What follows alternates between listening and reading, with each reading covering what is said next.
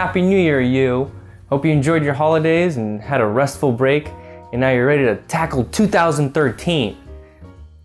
I know I am. Pow! This episode is dedicated to doing some critiques. Critiques of your artwork you submitted, and I promised I would do, a few months ago. So I'm gonna do a few right now. In these critiques, I'm gonna focus on advice that will help you improve your drawings. And so most of it will be on things that I feel that you did wrong.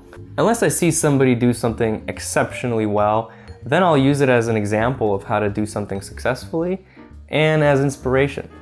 But for the most part, these will probably be more heavy on the negative. So I apologize in advance, but I think that's what you want to hear, right? I hope so. I'm not really here to make fun of you.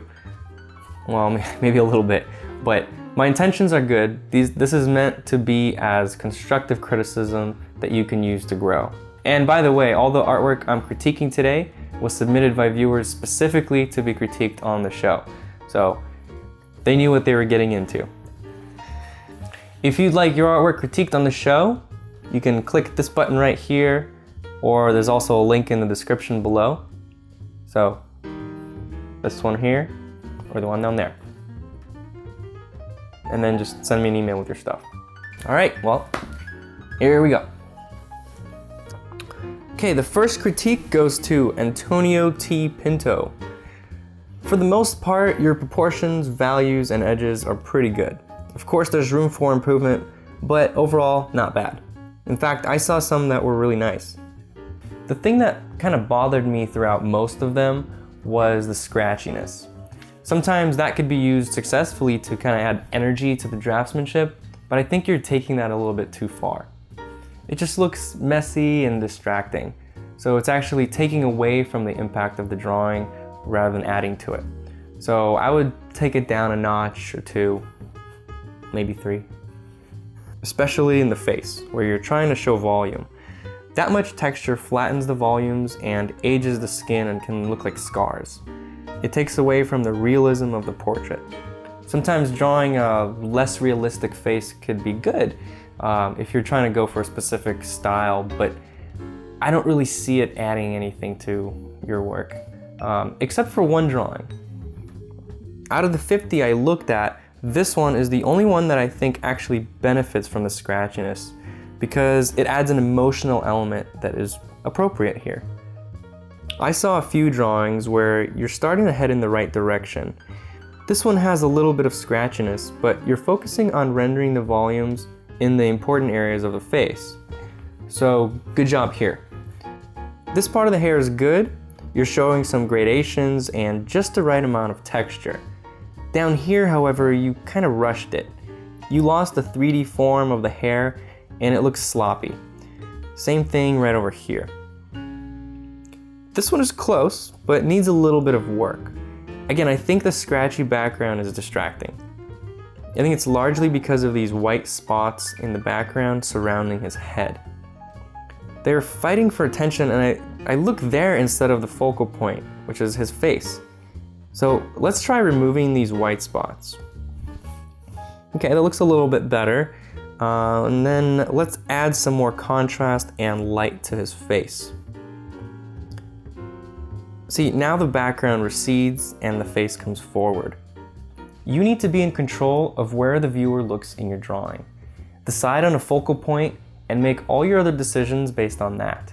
Artists are storytellers, and we need to be in control. It shouldn't be random. All right, so thanks, Antonio. Was that your name? Sorry. Antonio, yes. The next critique is for Marcin from Poland. I looked at some of your portraits and I found them to be too flat. I can see you're starting to add tones, but you're still not getting that 3D look. There needs to be more value to show the forms. In this one, you have light on the front plane of the cheek and then shadow on the side. But then right after that, you have light again. And all over the side plane on the neck and head, you have lights the same value as the light on the front plane. If this is directional light, and I think it was, there needs to be a clear distinction between the light planes and the shadow planes. I can see that you're looking for variations of the lights and darks, but I'm afraid you're looking at the variations in small sections. You need to analyze each area as it relates to the rest of the drawing, not as it relates to just that specific little area and all the shapes surrounding it. Even though you are correct that this area is darker than this one, you need to make sure that this plane is much darker than this plane. See how I did not change the relationship between these two areas. This one is still darker than this one. But now we have a clear distinction between the light family and the shadow family. I think that's the biggest thing that's hurting these portraits, is the tones are really spotty. They're kind of scattered around and they're not coming together to show the forms. Look at your reference and figure out what direction the light source is coming from. Any plane that faces the light needs to be clearly lit. Anything that faces away needs to be clearly shadow. Any reflected light that hits a shadow area is still shadow, and it still needs to read as a shadow. I recommend you review my video, Shading Light and Form Basics. Here's a convenient button, you can click it and watch it now. And I review all this information in a little bit more detail in that video. Also, in this drawing, you have what I called spaghetti hair. In my video on drawing the hair, I talked about defining the masses of the hair first and then adding the texture on top of it. That way you'll have the forms reading three-dimensional rather than just a bunch of lines.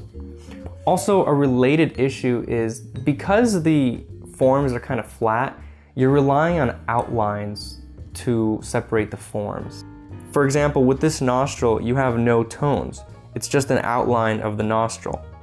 This looks cartoony, and that's not how we really see reality. Same thing here with the jaw, ear, arm, fingers. You're using line to separate the forms. Try to look for the value and the edge. This will give you that 3D look that you're going for. So I hope you guys liked these critiques. If you did, let me know in the comments so that I know this is beneficial and I'll do more videos like this.